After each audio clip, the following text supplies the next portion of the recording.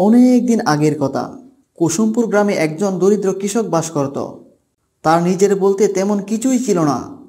বাড়ির পাশে শুধু একটি জমি ছিল, আর সেই জমিতে বিভিন্ন ধরনের ফসল চাষ করত, আর সেগুলো বাজারে বিক্রি করে তার সংসার চালাতো। এই বছর সে জমিতে অনেক কলা গাছ লাগিয়েছে। কলার ফলনও অনেক ভালো হয়েছে। আহ, জমিতে কি ফসল হয়েছে! ফসল দেখে মনটা জুড়িয়ে গেল। এইবার কলার বাম্পার ফলন হয়েছে। এই বছর কলা বিক্রি করে অনেক টাকা পাই হবে। আমাদের সংসারে আর কোনো অভাব থাকবে না। যাই, বাড়িতে গিয়ে বউকে খুশি সংবাদটা জানিয়ে দেই। এই কথা বলে কৃষক তখন বাড়িতে চলে আসে। এই যে লক্ষ্মী বউ আমার, ঘর থেকে তাড়াতাড়ি বের হয়ে আসো, একটা খুশির সংবাদ আছে। তাই নাকি? তুই খুশি সংবাদটা কি শুনতে পারি? আমি জমিতে যে কলা গাছগুলো লাগিয়েছিলাম, তার সব গাছগুলোতে কলা হয়েছে। কলাগুলো দেখতে অনেক সুন্দর। বাজারে নিলে বেশ দাম পাওয়া যাবে। এইবার আমাদের অভাব দূর হয়ে যাবে। তাই নাকি? এটা তো সত্যি খুশির সংবাদ। আমাদের তাহলে আর কোনো দুঃখ কষ্ট থাকবে না। আমাদের ভাগ্য পরিবর্তন হয়ে যাবে। আর এইদিকে বাগানের দক্ষিণ পাশে একটি বড় জঙ্গল ছিল, আর সেই জঙ্গলে একটি বিশাল বড় গাছ ছিল, আর সেই গাছে একটি রাক্ষসী ভূত বাস করত। রাত যখন গভীর হয়ে যেত, তখন সে গাছ থেকে নেমে আসতো, আর মানুষের বাগানের ফল খেয়ে ফেলতো। মরে যাই মরে যাই, খোদার জ্বালাই মরে যাই। কোথাও তো কোনো বাগান দেখতে পাচ্ছি না। ফল না খেতে পারলে তো রাত্রে ঘুম হবে না। দেখি কোথাও ফলের বাগান খুঁজে পাই কিনা। এই কথা বলে সে আকাশে উড়তে থাকে। উড়ে উড়ে সে খাবার খুঁজতে থাকে।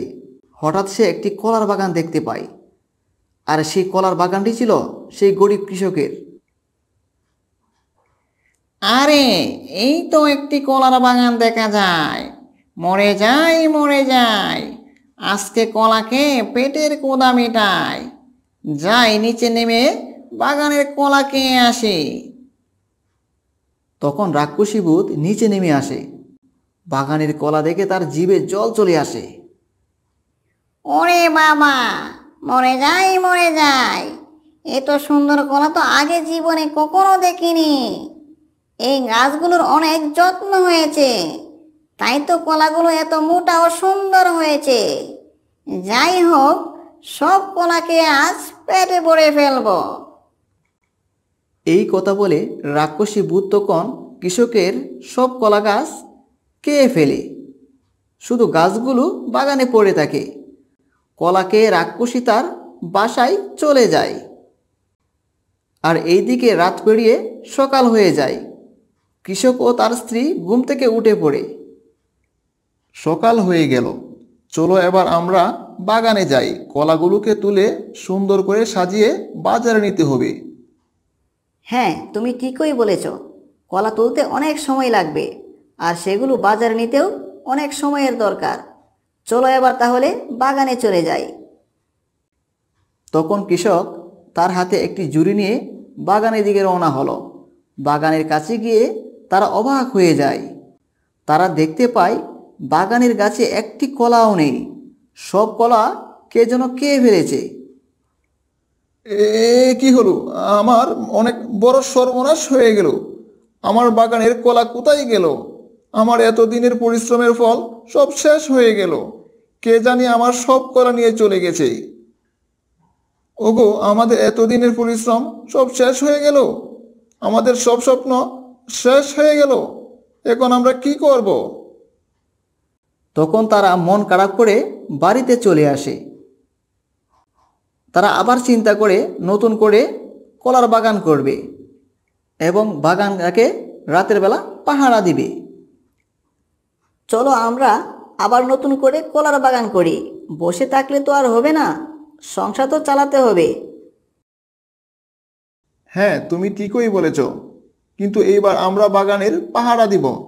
দেখব কে এসে আমাদের কলা খেয়ে চলে যায়। তখন তারা দুজনেই আবার কলার বাগান করে। গাছে যখন কলা হয়ে যায়, তখন তারা বাগানে পাহারা দেওয়ার সিদ্ধান্ত নেয়। শোনো বউ, আজকে রাত্রে আমরা বাগানে পাহারা দিব। দুইজনে দুইটি লাঠি নিয়ে দাঁড়িয়ে থাকব। যেই কলা খেতে আসে তাকেই লাঠি দিয়ে পিটিয়ে দৌড়াবো। দিন শেষে যখন রাত আসে, কৃষক বাগানে পাহারা দিতে থাকে, আর এইদিকে রাক্ষসী ডাইনি গাছ থেকে নিচে নেমে আসে। মরে যাই মরে যাই, পেটের কোদাই মরে যায়। 3 মাস হয়ে গেল, পেটে কোনো খাবার পড়েনি। ফল না খেলে তো রাত্রে আমার ঘুমই হবে না। যাই গিয়ে দেখি ওই কলার বাগানে কোনো কলা আছে নাকি। ওই কলাগুলো খেলে আমার ভালো ঘুম হবে। মরে যাই, পেটের কোদাই মরে যায়। তখন ডাইনি রাক্ষসী আকাশে উড়ে উড়ে কলার বাগানে চলে আসে। কলা দেখে তার জিভে জল চলে আসে। মরে যাই, এইবার তো দেখছি আরো সুন্দর মোটা কলা হয়েছে। এই কলা খেলে তো আমার আর 4 মাসের ক্ষুধা লাগবে না। এই কথা বলে সে যখন কলা খাওয়া শুরু করে, তখন কৃষক পিছন থেকে এসে রাক্ষসী ভূতকে লাঠি দিয়ে আঘাত করে রাক্ষসী তখন মাটিতে পড়ে যায়। মরে যাই, লাঠির আঘাত খেয়ে বেহুশ হয়ে যায়। এত জোরে লেগেছে যে আমি এখন উঠতেই পারতেছি না। রাক্ষসী ডাইনি, তুই আমার কলা খেয়ে চলে যাস? আমি এত পরিশ্রম করে কলার বাগান করি আর তুই মজা করে কলা খেয়ে যাস? আজকে তোকে শেষ করে ফেলবো। তখন তারা দুজনে রাক্ষসীকে বেশ কতক্ষণ লাঠি দিয়ে আঘাত করে। মরে যাই, আমাকে আর মারবেন না। আমি তো মরেই যাব। আমি এই গ্রাম ছেড়ে চলে যাব। তোমাদের কলা খেতে আর আসবো না। আমাকে আর মারবেন না, আমাকে যেতে দিন। তখন কৃষক রাক্ষসীকে ছেড়ে দেয়, আর রাক্ষসী তখন কোনো মতে আকাশে উড়াল দিয়ে এই গ্রাম ছেড়ে অন্য গ্রামে চলে যায়। এভাবেই কৃষক রাক্ষসীর কবল থেকে তার কলার বাগানকে রক্ষা করে।